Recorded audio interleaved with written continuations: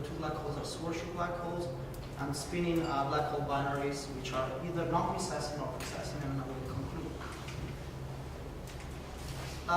Starting from next year, a new generation of ground-based interferometers for detection of gravitational waves will start operating both in the US and Europe. Called the advanced LIGO and LIGO interferometers, followed in 2018 by Japanese experiment, KAGRA.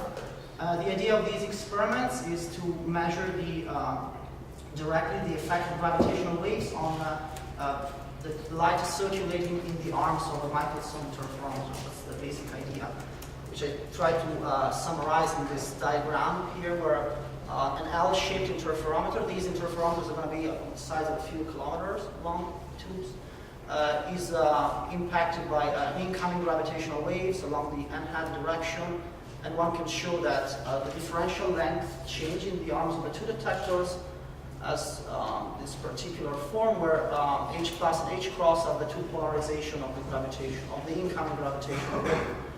Just as a reminder, I put here the formula for a monochromatic plane wave in TT gauge, just to remind you where the H plus and H cross polarization sits. This is a very simple case. In general, these are complicated functions of time, which encode information about the sources which produce it.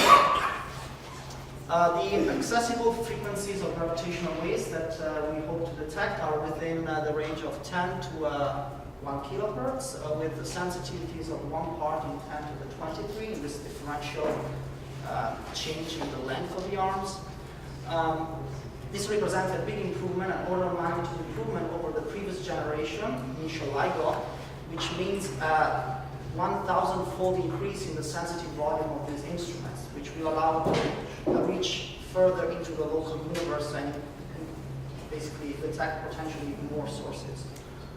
Here I put some plots for the timeline of the sensitivity of these detectors. These curves are a specific measure of the sensitivity of the noise of the design noise of the detectors. I will come to back to this later as a function of frequency. The lower the curves, the better, and you can see that over the span of about 5 years, the detectors will improve down to a design sensitivity which is given by this wide black curve here, between 10 and about kilohertz. The main limitations for these instruments are coming from 3 main sources of noise. At low frequencies here, we hit a so-called seismic wall due to vibration of the ground. In the middle range here, in the so-called bucket of the instrument, we have thermal noise of the instrument. At high frequency, the noise budget is dominated by quantum effects in the form of sharp noise of the laser. These kind of instruments are going to be sensitive to all very interesting astrophysical sources. Here I listed the main of them. So we have from core collapse supernovae, which will manifest themselves as bursts of radiation, to spinning neutron star with small asymmetry, which manifest as continuous waves, stellar mass compact binaries, black hole, neutron star, black holes, whose signal is going to be a chirping wave whose amplitude and frequency increase over time, and cosmological sources which generate a stochastic and non-directional diagram. I'm going to focus in particular on stellar mass compact binaries for 2 main reasons, because first of all, these are the loudest gravitational wave sources that we know of in this frequency band, and their signal can be predicted from general relativity. It's believed that these system of compact binaries form mainly through 2 main avenues, either through evolution of stellar binaries or dynamical capture in very dense environments. As to the constraints from observation about the physical parameters of these binaries, namely masses and spins, that is intrinsic angular momentum of these objects, they are listed here for neutron star binaries. The mass distribution of the observed ones is peaked around 1.35 solar masses, and the spins are quite small. For black hole masses, the situation is less clear in that all black holes have been observed in isolation. No binary black holes have been observed yet, and therefore the constraints are weaker on the possible parameters of these systems. Therefore, in general, for the modeling of quasi-circular compact binaries, the parameter space is going to be 7-dimensional. The mass ratio of the binary and 6 spin components for 3 and 3 for the two compact objects. Just a quick useful definition that maybe you all know. It's common to combine together the plus and cross polarization in this combination and decompose them onto spherical, spin-weighted spherical harmonics so that one deals with HLM modes, and for non-precessing system, the dominant mode is going to be the 2P. This is a plot showing the typical waveform, how the typical waveform looks like for in spiral and coalescing compact binary. This was shown, similar plot was shown yesterday as well. On the lower panel, I put a sort of schematic diagram where we have two compact objects going around each other very slowly on quasi-circular orbits, which are slowly shrinking due to loss of energy gravitational waves. At some point, the two objects, whereas when the ISCO is reached, gain significant inward motion, and we call this the plunge. Then a common apparent horizon is formed, and this is called usually the merger, and finally the final black hole settles down through a ring down to a stationary state, a curved black hole. Now on the middle panel here we have the real part of the 2-2 mode. This is a chirping wave whose amplitude grows over time after merger and then decays to the ring down. And the frequency of the oscillations, as you can see, increases and plateaus during the ring down. And the top panel, I put the gravitational wave luminosity, which peaks around the merger, and is a significant fraction of c to the 5 over e. What are the, why do we care about detecting gravitational waves for these systems? Well, the goals, the scientific targets are many. I listed here the main ones. First one, would like to characterize the mass and spin distributions of these sources, infer therefore the formation scenarios of these binaries, look potentially for electromagnetic counterparts if there is matter in the system, so if one of the two component objects is a neutron star. And those also can, more ambitious goal would be to perform tests of general relativity or even infer the neutron star equation of state. How do we go about detecting these systems? So these signals are extremely weak, given that the typical sources are very far from us. And the standard techniques, which exploits this predictability of the signals from general relativity, is called matched filtering. Basically, the idea is that you have an output from the detector which is made up of two components, a real signal H plus a noise component. Here again is the plot I showed you in the beginning, where on the x-axis we have the frequency, on the y-axis we have the so-called strain sensitivity. The red curve will tell you basically the design sensitivity for advanced LIGO, and I put in a dashed line the leading order amplitude for a neutron star in spiral at 450 megaparsecs. So this gives you an idea of the size of the signal, basically in Fourier space. The idea of match filtering is basically to correlate whatever comes out of your detector to a bank of templates, a bank of plausible waveforms, which you can connect through models to the intrinsic parameters of the binary, mass ratio and spins. So it is extremely important to have an accurate knowledge of the plausible shapes for H of t. How many detections do we expect? Unfortunately, this question has quite an uncertain answer, because to estimate these numbers, you have to have some knowledge of what are the merger rates for these sources in the local universe, and these are being inferred only based on a very small number of observational neutron star binaries, or through population synthesis models, which are extremely uncertain. In this table, you may want to look at the final column on the right, which tells you the expected detection rate in advanced LIGO for the neutron star, black hole, and black hole local systems. And they are going to be, this is the mean value of the order of tens per year. But take a look at the error bars here, which are reported on the right. They span about 3 orders of magnitude, given the large uncertainties on the astrophysics of these systems. And black holes in this group of sources are the loudest one and can be seen further out, up to, let's say, a few gigaparsecs away. How do we model these systems? Well, the problem for modeling binaries is then to solve the two-body problem in general relativity. This diagram summarizes what are the approaches which have been followed. On the x-axis, we have the mass ratio of the binary. The more to the right, the closer you are to the test particle limit. And on the y-axis is a measurement of the relativistic nature of the system. The more to the top of the plot, the less relativistic a system is. Of course, in the left bottom corner, one has to use numerical relativity techniques, so solve the Einstein's equation of supercomputers. In the low relativistic regime, but for any mass ratio, one can employ post-Newtonian theory. At high mass ratio, one can instead use black hole perturbation theory or gravitational self-force. And I will discuss a model, which is indicated here in green, which tries to combine information from all these three formalisms into a unified description of the system. What is the status of the art of numerical relativity? So at the moment, this is basically the largest catalog of waveforms which have been computed so far from the SXS collaboration, Caltech, Cornell, CETA, and other places around the world. These are the most accurate numerical simulations of black hole mergers. And as you can see here, these are basically the H plus and H cross polarization across the binary parameter space of mass ratio and spins.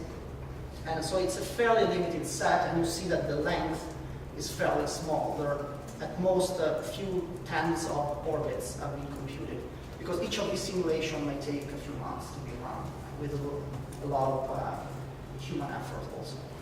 So for data analysis, however, we're going to need a template bank, so a bank of all plausible signals, which is of the order of 10 to the 4, 10 to the 5 waveform templates, which have to be regenerated maybe every half an hour or so.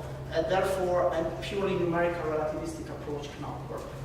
And as I said, each of these simulations takes about 1,000 CPU hours per millisecond of orbital evolution, whereas your signals may be embedded for minutes.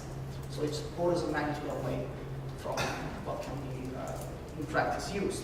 Therefore, there's a need for coming up with an semi-analytical model for the full process of coalescence for the in-spiral merger ring-down IMR, which is both faithful to the numerical relativity simulations we have, and it's cheap to compute. The first approach ever pursued dates back to Einstein himself. It was the post-Newtonian approximation, which is a perturbative expansion of Einstein's equation. There are several approaches nowadays with many people, many groups around the world involved. And this approach tells you things like, for example, the binding energy of the binary as an expansion in power of V over C with corrections which are proportional to the symmetric mass ratio of the binary, which is defined here. It's basically the reduced mass of the binary over the total mass. Or an expansion for the emitted power in gravitational waves. These are just a few terms. And each of these terms to be computed takes a lot of effort, even years. So, and similar expressions are available for the waveform modes themselves, the H-bar modes. The main limitations of this approach are listed here. The PM series is very slow to converge.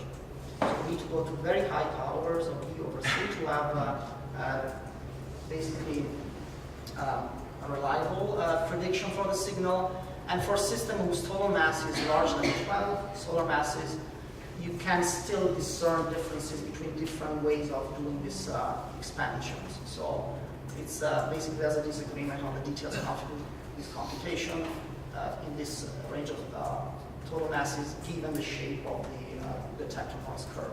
And for systems with masses above 30, the situation is even worse because post-Newtonian theory tells you nothing about the merger or ring-down of the signal.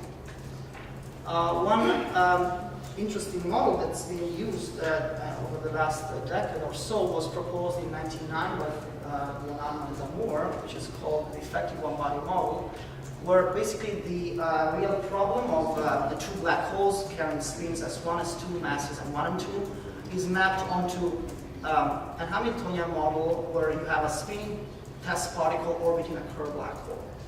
The idea is to resum the current post-Newtonian knowledge and extend its validity, hopefully, down to the merger regime. where in principle it should not be applied.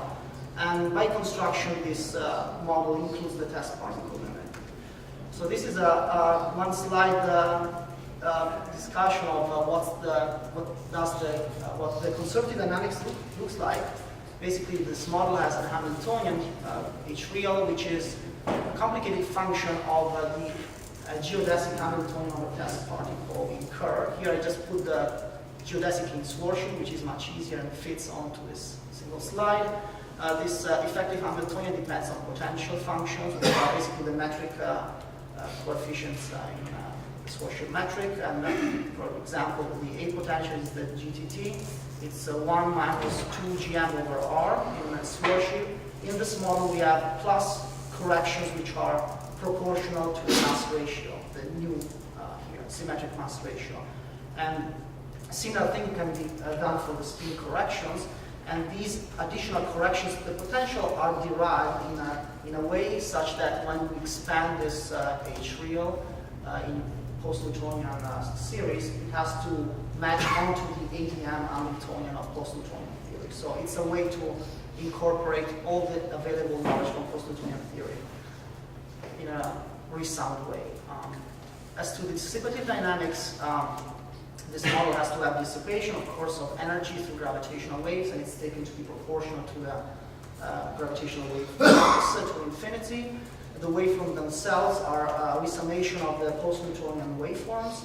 I won't go into details, and the ring down is modeled as a superposition of the quasi-normal modes of the finite black hole. And one finally gets a prediction for the signal by integrating the Hamilton's equation for H real subject to a radiation reaction force.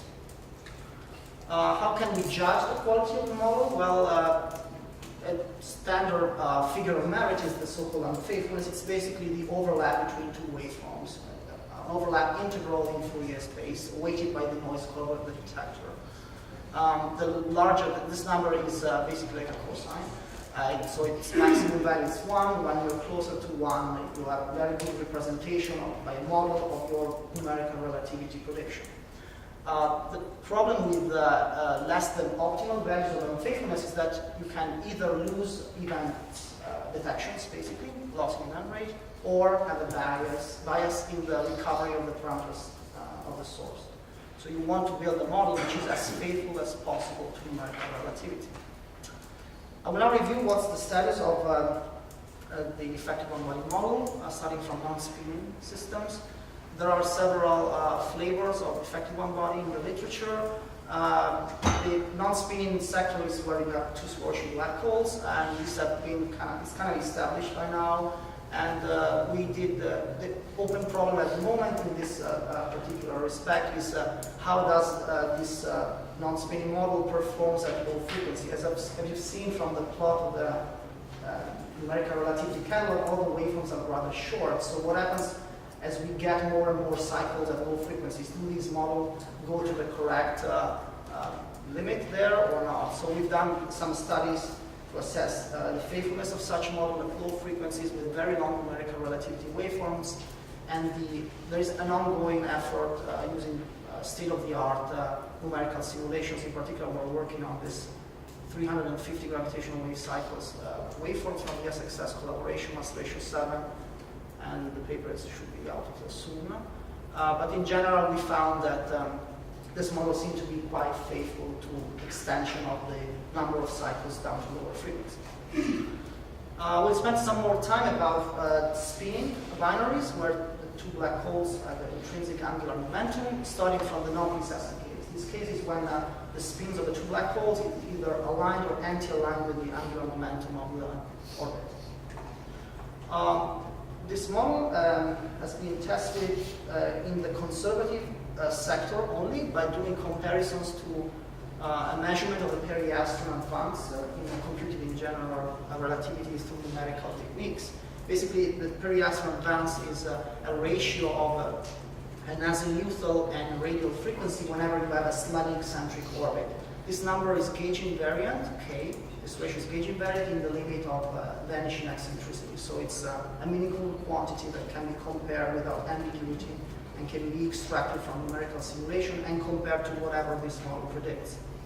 I just want to point your attention to this plot here, which is for an equal mass, almost extremely spinning, almost extremal spin of 0.97 on the two black holes. The blue band tells you what's the numerical relativistic prediction for the periastron advance as a function of the orbital frequency. The model, without any calibration or tuning, nicely fits in there, whereas a post-Newtonian prediction is off. And the same holds true for many other cases of spinning binaries of comparable mass. What I worked on a lot was how to incorporate information on the dissipative side, or the waveform side, but to incorporate information coming from these numerical relativity simulations into this model for non-precessing binaries. What me and collaborators and I did was to take 38 numerical simulations from that catalog, which were at the time the best available in the literature, and use them to basically calibrate the model and improve its faithfulness to them. We also incorporated information coming from perturbation theory in the form of Tchaikovsky waveforms. Namely, we studied the merger of a plunging particle in Kerr, in the equatorial Kerr, and tried to fold that information into the model. I will not go into the details because it's a bit technical. However, this plot here shows you more or less a two-dimensional projection of the parameter space where the waveforms we used were located. So we have many equal mass binary simulations up to a spin of 0.98 and down to a spin of minus 0.95. The curve may be plus or minus 1. And we have many Tchaikovsky waveforms here in the mass ratio equal to 0 limit, and a number of non-spinning waveforms. So at the end, we built a model which is capable of generating meaningful waveforms across the entire parameter space. I remind you, this is a non-precessing system whose parameters are simply the mass ratio Q and the two project spin magnitudes, chi1 and chi2. And it's in principle capable of generating waveforms for any value of these parameters. This is the typical kind of agreement that you have between a numerical relativity simulation and our model. This is the almost extremely case of equal mass, 0.98, 0.98 spins. In blue, you have the numerical relativity simulation. It's a very long run, 65 gravitational wave cycles, and in red, it's our model. And for the future, we are going to compare this to new simulations which are becoming available and try to include higher order spin effects, which seem to be extremely important, especially in the dissipative part of the model. I mentioned briefly that we worked also with perturbation theory. What we did, in fact, was to exploit this idea of the existence of a universality of the coalescing process. Basically, we think that we can basically study this specific limit, the small nu, a small nu limit, using the Tchaikovsky equation, which is much cheaper to solve numerically, and get information to nicely bridge the gap with existing numerical simulations, which at the moment just are available down to a mass ratio of 10 or so. In particular, I worked on modeling the horizon absorption through the horizon for particles around Kerr black holes, and on the plunge merger waveforms, again for equatorial particles. This plot here shows you a typical example. We study higher order modes for these systems, and for example, the phenomenon of quasi-normal mode mixing. So here you have a 3-2 mode for a particle which is counter-rotating around a black hole of spin 0.98. This is solved using the Tchaikovsky equation numerically. The light blue curve tells you what's the gravitational wave frequency, and all these modulations you will bring down are caused by quasi-normal mode mixing. Final part of my talk is about precessing IMR models, where these systems basically are such that the spins of the two black holes are in general misaligned with the orbital angular momentum. And what happens is that when looked at from an inertial frame, the orbit can have very complicated shapes. You have basically a precession of the orbital plane of the binary. The main effect that makes things more difficult to model is the fact that the HLM modes themselves are extremely modulated, both in amplitude and phase, and therefore makes our job of modeling extremely more complicated. However, one can exploit an idea which was first found in the post-Newtonian theory of disentangling these precessional effects, going to a specific reference frame which tracks the motion of the orbital plane. And in this frame called precessing frame, the waveforms look pretty boring, pretty much like the non-precessing ones we've discussed before. And it's therefore possible to build a precessing model starting from an underlying non-precessing model and just adding the twisting coming from the geometrical precession of the orbit. And that's what we try to do with basically the calibrated non-precessing UV model that I discussed before, and just adding this additional geometric effect of the plane of the orbit. What we did was to compare it with the two longest simulations, precessing simulations available in the literature from the SXS collaboration again. I didn't mention that these simulations are extremely accurate in terms of phasing at merger, so the typical uncertainties are of the order of 0.1 radians at merger for waveforms which can be, I don't know, 30, 40 orbits long. So it's an impressive accuracy. And again, the same kind of plot that I showed you before. This would be one of the two polarization for a precessing binary with mass ratio 5. In blue, we have the numerical relativity computation, and in red, our model. And an interesting thing is also that we seem to be able to track fairly well the spin components, which can be extracted from the numerical relativity simulation. Future work, which is ongoing, is comparing this precessing model for the rest of the SXS catalog, which contains another 70 waveforms. So preliminary results are quite encouraging. It seems that our model basically works, is quite faithful to the entire catalog without further recalibration. One important aspect of all this business is to use these models to extract physical information about the sources once you have detection. And this is so-called problem of parameter estimation. So far, only post-Newtonian waveforms, which are truncated, have been used to estimate how accurately one can extract masses and spins of the sources have been performed. And this is a plot from a recent paper showing that using post-Newtonian waveforms, which do not contain merger and ring down, how you can hope to, for example, measure the spin of the larger black hole in a binary. And the typical result is that for reasonable signal-to-noise ratio, we may be able to resolve the spin to within 20–30%, the magnitude. Whereas for the individual masses, the accuracy is going to be on the order of 10–15%. One big open problem is to assess what's the impact of statistical and systematic errors in this model. So far, only the non-spinning case has been studied in some detail for the inspiral merger ring-down signals. So there's a lot to do to try to see what's the impact of the full modeling, the full inspiral merger ring-down signal has on the relative size of the systematic and statistical errors. So conclusion, the direct detection of gravitational waves should be close. And I try to argue that binary black holes are an interesting system, actually the most promising source. And I try to review the current status as concerns the effective modern model of these sources. And I listed here the opening problems. Again, open problems are the study of how these models behave in low frequency, including higher harmonics in these models. So far, only the 2–2 mode has been modeled carefully, which is the dominant again, but still other modes are maybe important. Improve the spin effects in the dissipation part of the model, testing against a larger number of precessing simulations. That's something that we're doing at the moment. And finally, characterize the biases in parameter estimations due to modeling errors. That's it.